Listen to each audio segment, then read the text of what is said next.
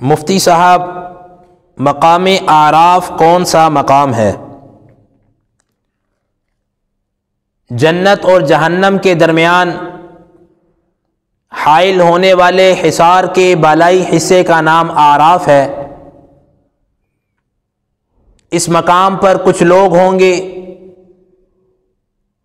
جو جنت اور دوزخ دونوں طرف کے حالات کو دیکھ رہے ہوں گے۔ وہ لوگ جنتیوں کے عیش و آرام کی بنسبت جہنم میں اور جہنمیوں کی بنسبت جنت میں ہوں گے۔ اس مقام پر کن لوگوں کو رکھا جائے گا، اس بارے میں کئی طرح کے اقوال موجود ہیں، مگر صحیح اور راجح قول یہ ہے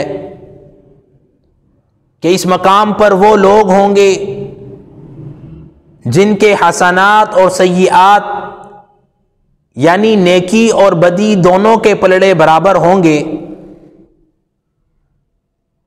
چنانچہ اللہ رب العزت قرآن کریم میں فرماتے ہیں وَبَيْنَهُمَا حِجَابٌ، اور ان دونوں یعنی جنت اور جہنم کے درمیان اعراف نام کی ایک دیوار ہوگی۔ وَعَلَى الْأَعْرَافِ رِجَالٌ، اور اس اعراف پر کچھ لوگ ہوں گے یعرفون کلا بسیماہم، جو سب کو ان کی صورتوں سے پہچان لیں گے۔ ونادوا اصحاب الجنہ، اور وہ اہل جنت کو پکار کر کہیں گے ان سلام علیکم، تم پر سلامتی ہو۔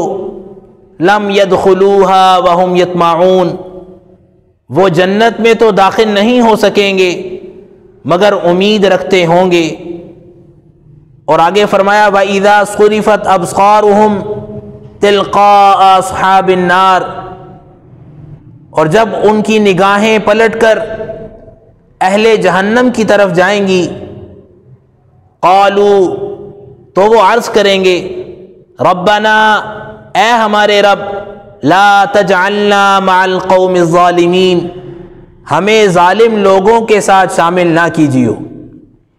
اللہ رب العزت ہم سب کو ایسی آزمائش سے محفوظ رکھے اور دنیا اور آخرت کی بھلائیاں اور کامیابیاں عطا فرمائے۔